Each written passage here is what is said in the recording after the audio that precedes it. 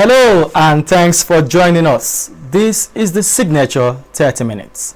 I am Oboman Marvelous. In the headlines, Attorney General of the Federation says President Buhari tolerated excesses of NSAS protesters. Nigerian Customs Service intercept illegal drugs worth 819 million naira in Imo State. The Nigerian Union of Journalists, Rivers State chapter calls for immediate release of abducted NTA journalists. And now the details. The Attorney General of the Federation, Abubakar Malami, says President Muhammadu Buhari tolerated the excesses of NSAS protesters in the country back in October 2020. According to the Attorney General of the Federation, the actions of President Muhammadu Buhari is a proof of his leniency, despite what he termed as human rights violations in the country.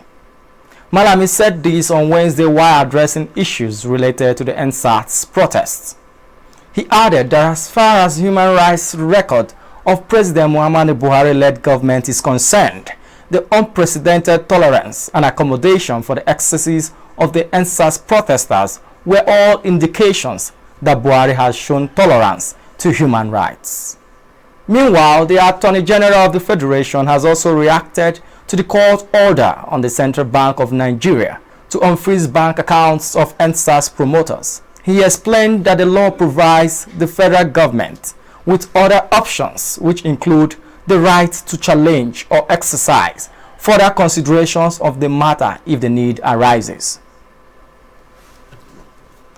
A senior advocate of Nigeria, SAN, and human rights lawyer Femi Falana has asked the Central Bank of Nigeria to stay out of politics and stick to the business of banking.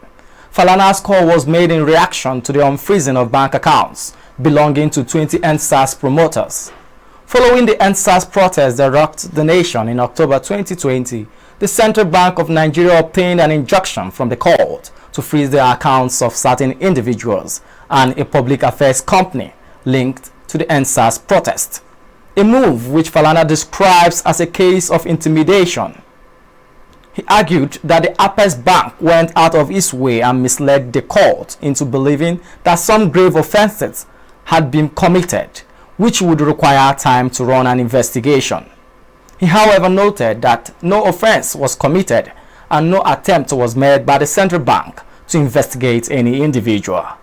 The lawyer argued that the CBN should be more circumspect in the future, adding that the individuals whose accounts were frozen will be going to court to challenge the gross violation of their rights.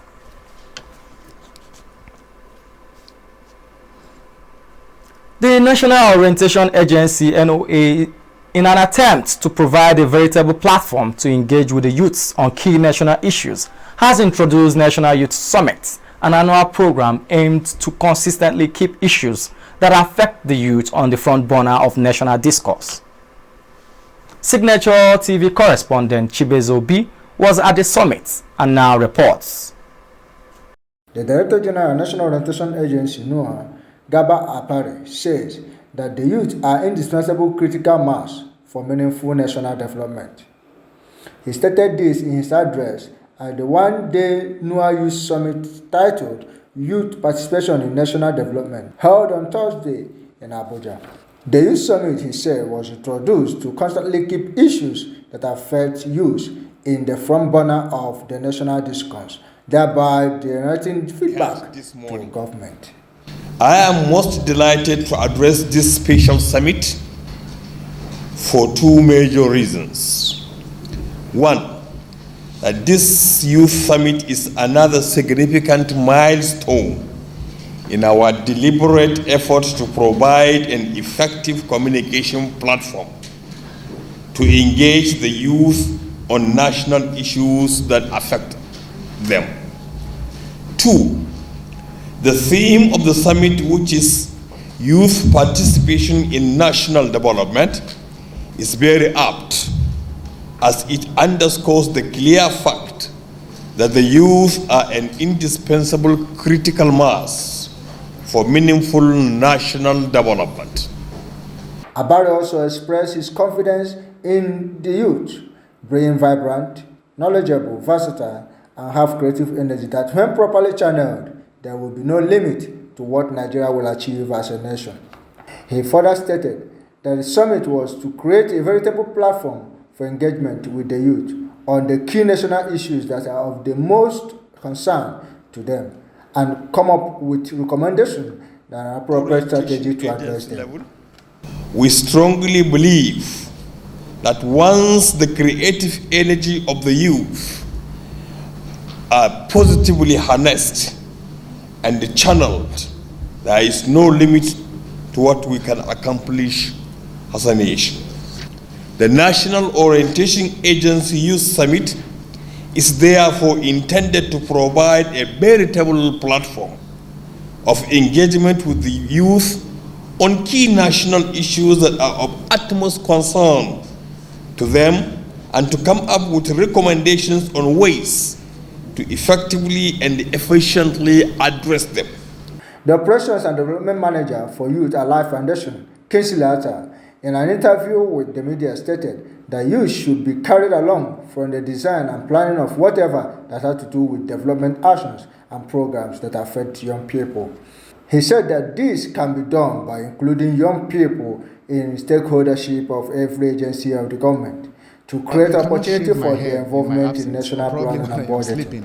So whatever that thing that has to do with development actions, programs that would affect young people need to be carried along from the design, planning, and implementation. You don't bring them when you have already designed it and then you need their contributions to when you are planning.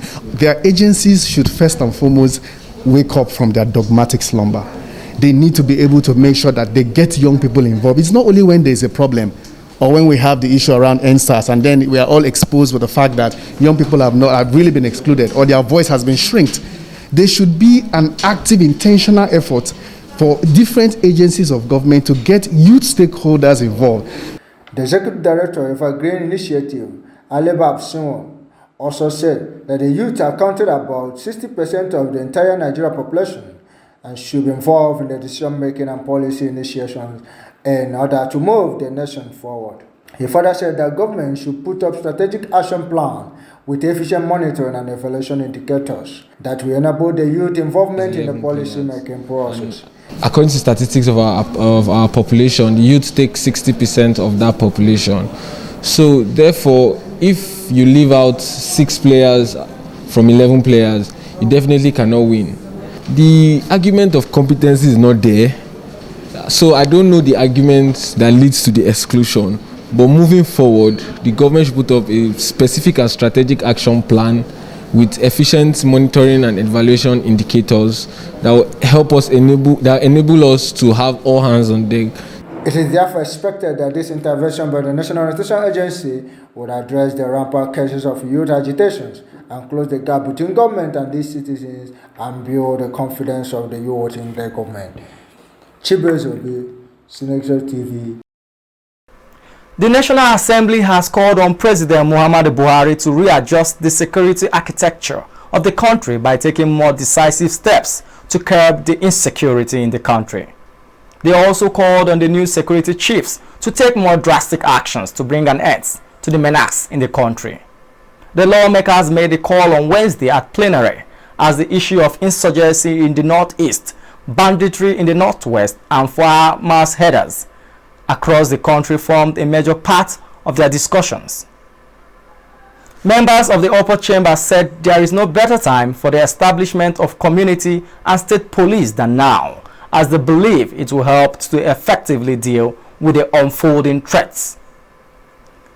In another development, the Speaker of the House of Representatives, Femi Gbajabiamila, said that every time a citizen is killed, kidnapped, or loses their property or livelihood, the government has failed in its obligation.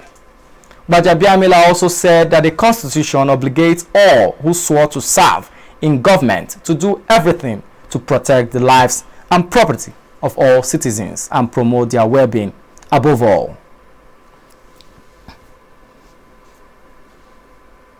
The Enugu State branch of Ohaneze Youth Council, led by Honorable Ndubisi Ofia and others, have backed the eviction of killer herdsmen across the forests in entire Igbo land and Old Eastern region.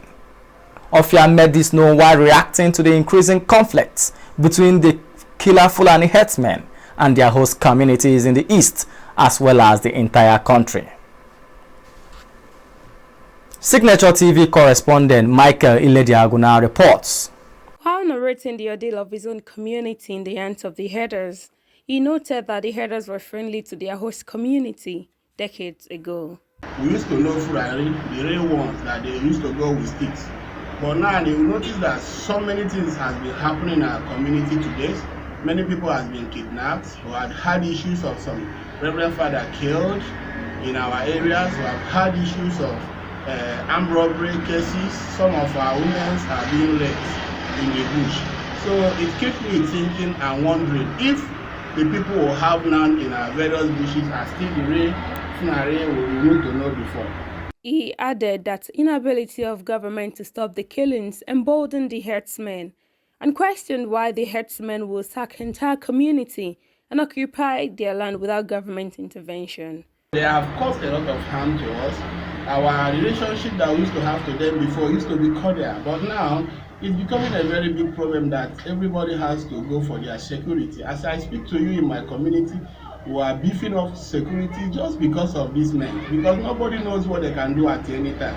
So I can't tell you that our staying with them is 100% cordial. No, because every day our people in the community are sleeping with their one eyes closed because nobody knows what will happen. Also, the President General of EU, Achi, Ojo River Local Government Area, Ejike Ilu, recalled that last year he led a protest to Enugu State Government House over herdsmen killing in their council. After telling His Excellency, who spoke to us on phone, his ADC represented him that very day.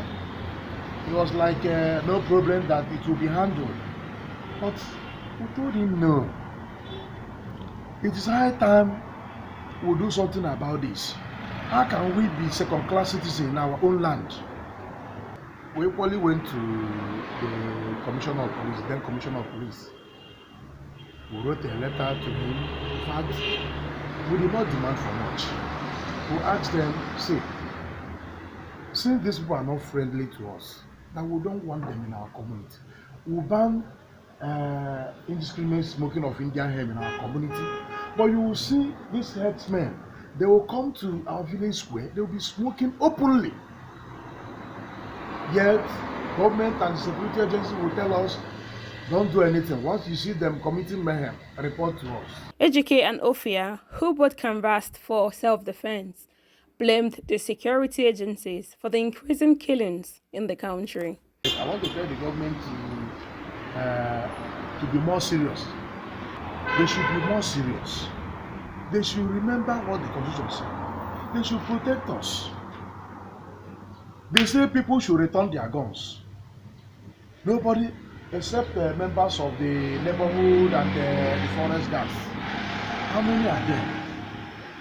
The communities, they don't have much money, maybe to buy guns to the local securities. I equally thank the one I'm reading on social media about the Eastern Security Network this year.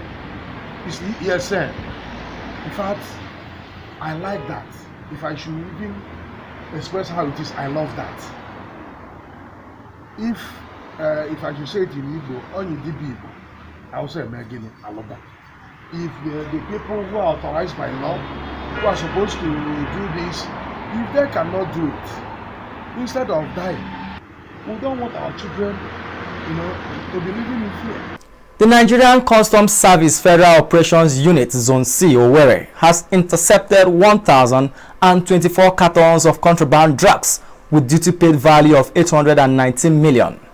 According to the area controller of customs in the zone, Yusuf Lawal, the drugs which were intercepted along Ofosi-Benin Expressway were identified as co-caps medicaments illegally shipped into the country from India without NAFDAC certification, while also displaying some other seized items like bags of foreign rice, vehicles and second-hand clothing. Controller Lawal said the men of the Nigerian Customs Service Federal Operations Unit Zone C are prepared to fight the menace of smuggling in the zone. He advised smugglers to look for other means of livelihood and desist from economic sabotage.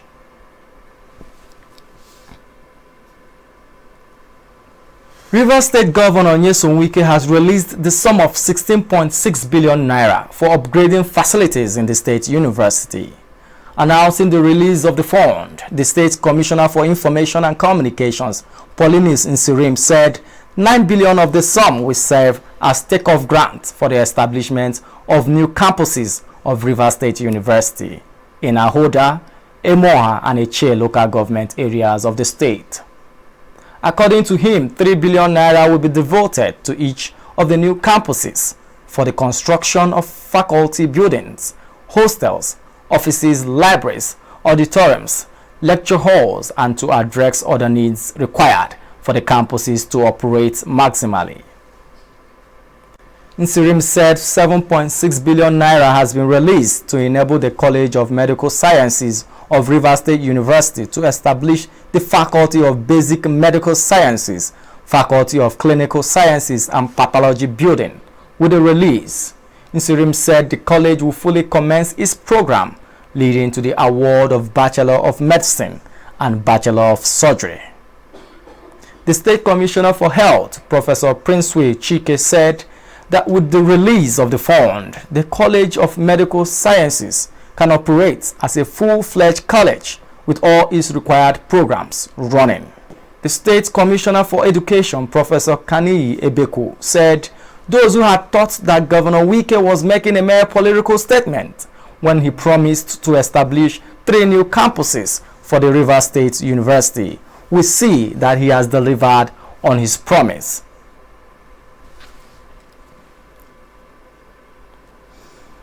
The Nigerian Union of Journalists, NUJ, in Rivers State is asking the Rivers State Police Command to take immediate action to secure the release of a journalist who was abducted in Port Harcourt on Tuesday night. The victim, Chidebere Onya, who is also a nursing mother, is a reporter with the Nigerian Television Authority (NTA) at the Port Harcourt Zonal Office. Onya was abducted at gunpoint along the railway line, Woji, in the Obiakpo local government area of Rivers State on her way home after the close of work at about 8 p.m. The Rivers State Council of the Nigerian Union of Journalists, in a statement jointly signed by the chairman Stanley Job and Secretary Ike Wugodo, on Wednesday condemned the incident, describing it as inhuman and heinous, especially against a journalist and a nursing mother. The group also asked the police and other security agencies to put a stop to further attacks on journalists, as the abduction of Chidebere Onya is coming less than 1 month after unknown gunmen attempted to attack the South-South Regional Business Manager of Silverbird Television and head of news, Rhythm FM Port Harcourt, Shegun Owalabi. Meanwhile, the Rivers State Police Command says it has intensified efforts to secure the release of the journalist, while assuring security for everyone living in the state. The spokesman of the Nigerian Police Command, SP Nnamdi Omonu, said that the vehicle belonging to the journalist has been recovered by the command.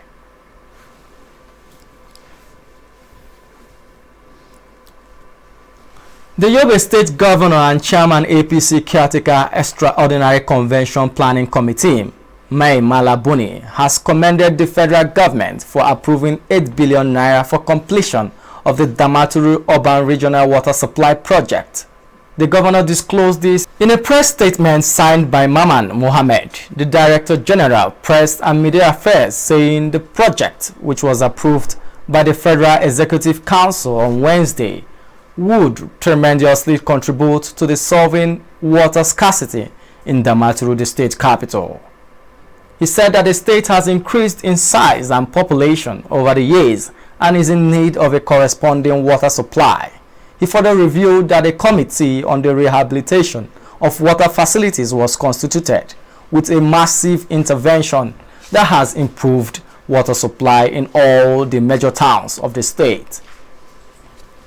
And now on the foreign scene, moving to Ukraine. Ukraine has banned coronavirus vaccines produced in Russia despite struggles to launch its vaccination campaign. A resolution passed by the government on February 8 and posted on its website on Wednesday banned the registration of vaccines from Russia. Ukraine's pro-Western leadership has repeatedly rejected calls from pro-Moscow politicians to approve Russia's Sputnik V jab, denouncing the vaccine as a geopolitical tool. The ban on Russian vaccines came despite criticism on President Vladimir Zelensky for failing to source Western-made jabs. Zelensky said that this week that Ukraine would begin the first phase of the vaccination campaign later this month.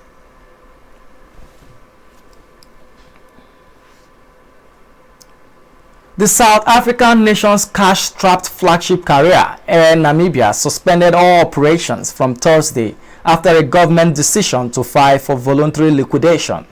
The airline has failed to turn around its fortunes despite years of state bailouts. Air Namibia said that all flight operations will be cancelled, with all aircraft returning to base. The lawyers representing Air Namibia and Belgian company Challenge Air SA reached an agreement to have the carrier liquidated.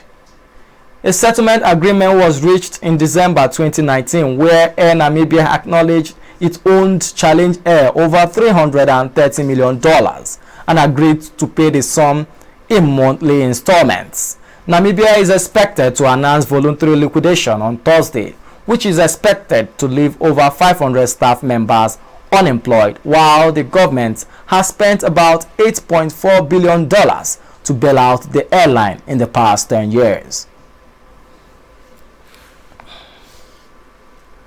And now for the stock market reports.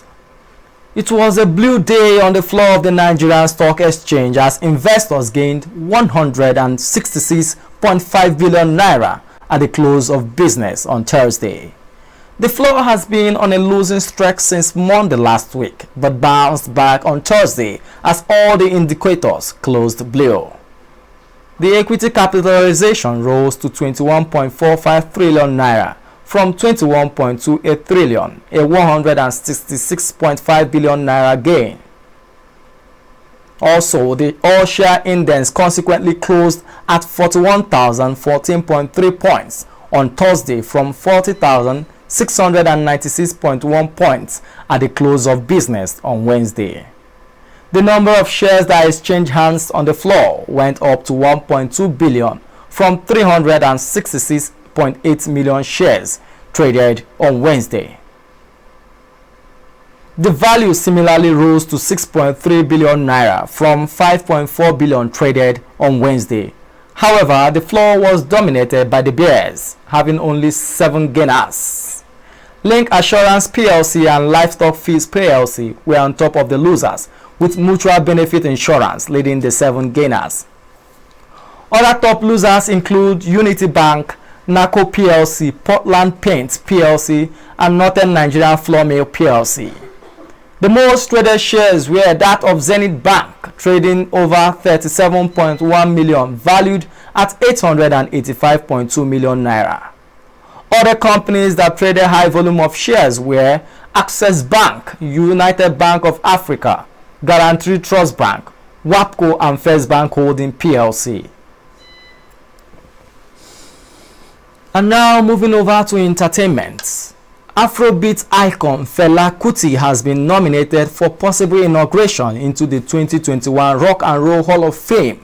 In a list released on Wednesday, the Afrobeat pioneer was listed alongside an American-born sweet singer, Tina Turner, also known as Queen of Rock and Roll. The ace musician was listed 9th among 15 others up for this year's edition of the honor. Those with the highest votes will be announced in May and inducted at a ceremony in the fall in Cleveland, Ohio. Organizers of the event explained that this year's selection is the most racially diverse since 1996. Rock and Roll Hall of Fame Foundation Chairman John Sykes said that the remarkable ballot reflects the diversity and depth of the artists and the music the Rock and Roll Hall of Fame celebrates. It will be recalled that last year, American rapper Notorious B.I.G. as well as U.S. gospel singer Whitney Houston were among those inducted into the Hall of Fame. Now on sports, Bayern Munich forward Thomas Müller is set to miss out on Thursday's Club World Cup final in Doha after testing positive for the coronavirus after Bayern's training section on Wednesday. A positive test would rule the veteran striker out of Thursday's clash with Mexican champions Tigres in the Qatar capital, in which European champions Bayern are seeming for a historic 6th title in 12 months. Neither Bayern nor tournament organizers FIFA have yet confirmed the positive test. Müller would be the third Bayern player to contract the coronavirus in recent weeks after positive tests for Javi Martinez and Leon Goretzka were unable to travel with the rest of the squad to Qatar. Also, his absence will be the latest blow to Bayern's Club World Cup campaign after Jerome Boateng returned home to Germany on Wednesday on the ground that his former girlfriend had died. Before we end the news, a recap of our major stories. Attorney General and Minister of Justice Abubakar Malami has said President Buhari tolerated excesses of NSAS protesters. Nigerian Customs Service Federal Operations has intercepted illegal drugs in Imo State.